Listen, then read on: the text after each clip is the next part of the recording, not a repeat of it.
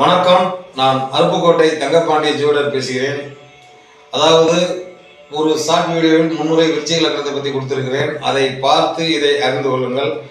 ஒரு லக்னத்திற்கு பொதுவாக ஒரு ஆண்டுகளுக்கு முன்பு ஒரு சகோதரர் ஜாதகம் பார்த்தார். அவர் பொதுவாக இப்போ கொஞ்சம் பிரபலியமாக இருக்கார் என்று அவரை என்னிடம் கூறும்போது மிக எனக்கு ஆனந்தமாக இருந்தது.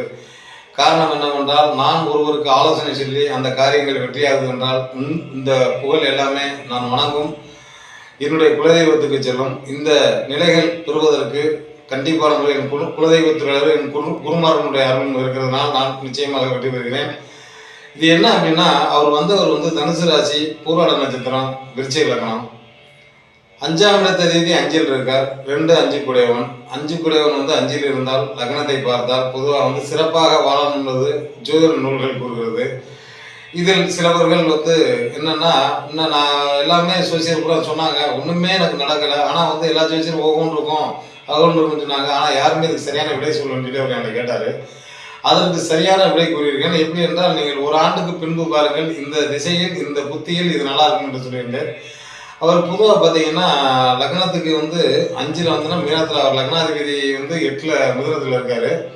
மிதுனத்தில் இருந்து தனஸ்தானத்தை 2ஆம் பார்வையா 6 கூடையவன் 1 கூடையவனாக இருந்து பார்க்கறதுனால அந்த செவ்வாய் திசையில் அவர் நிறைய ஒரு பாதிப்புகள், அதுக்கு அடுத்து வரக்கூடிய ராகு திசையிலையும் பார்த்தீங்கன்னா அனுபவங்கள் அவர் கொடுத்துருக்கு.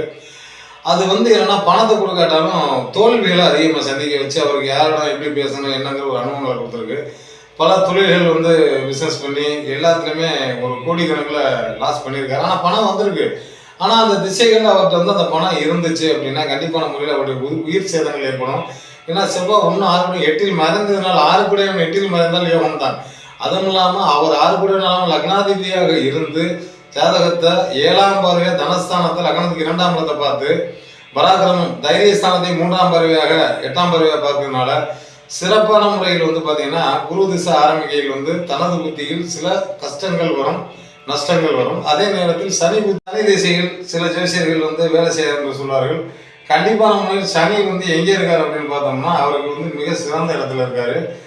கடகத்தில் இருந்தால் குரு 5ஆம் பார்வை பார்க்குறா. அந்த கிரகத்தினுடைய ஆக்டிவேட் பண்ணக்கூடியது குரு தான். அந்த குரு கண்டிப்பான முறையில் நல்ல செய்யும். காரணம், லாபாதிபதி 8 11 கூடிய லாபாதிபதியினுடைய சாரத்தை ரேவதியை வாங்கியிருக்காரு மீனத்தில். அதே நேரத்தில் 5ஆம் பார்வையை சனியை பார்க்கறதுனால அந்த தன்மைகளை ஒரு பெரிய அளவில் கொடுக்குங்கிறது உண்மை.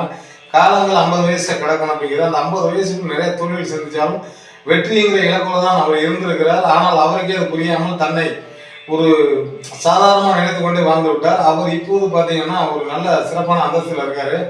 கண்டிப்பாக பார்த்தா மென்மேலும் அவர் யார் என்பது கொஞ்ச நாள் கழிச்சு நான் ஒரு